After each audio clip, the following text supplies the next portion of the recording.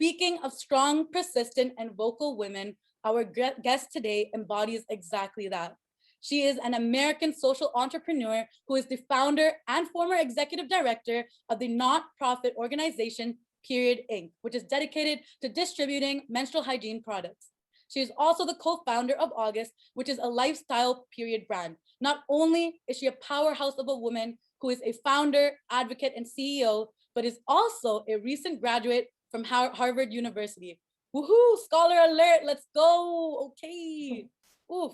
Most importantly, she is a woman that I have looked up to since the moment I have heard her story. Without further ado, I present to you the one and only Nadya Okamoto. Let's go, sis. How are you?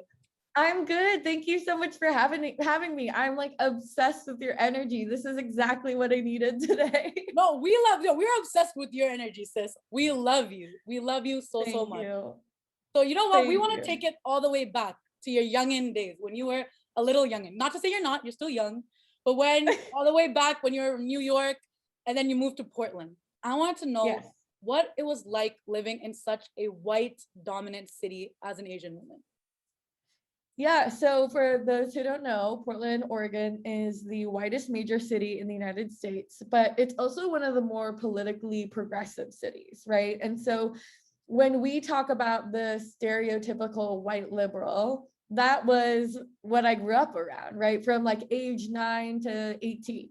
But it's super interesting because, as you mentioned, like the first decade of my life was really spent in New York City, which is like much more diverse. And so I think in many ways, I had this weird double life where I was very aware that I was a person of color, but I also was introduced to this culture shock where assimilation was really glorified, but also the way that inclusivity, and I'm putting this in like big quote marks, inclusivity was understood was more around like being colorblind, right? The kind of, I would have teachers who'd be like, oh honey, we don't even notice you're a different color, right? Like it was kind of an erasure of that difference. And yeah, so I would say that it was like a lot of kind of more internalized shame and denial of like who I am, for sure. No, 100%. And since it is Asian Heritage Month, I know a lot of people hype over this month, but to me, Asian Heritage Month is an everyday type of thing. At the ladies, at least, we believe in equality, diversity every day. So my next question to you is, it's a bit different, but what does being Asian mean to you? Just because I know there's so many stereotypes, people say their thoughts when they're not Asian, but I want to know, what does being Asian mean to you? No, I love this question. It's been something that I think I've been, questioning for a lot, even over the last year.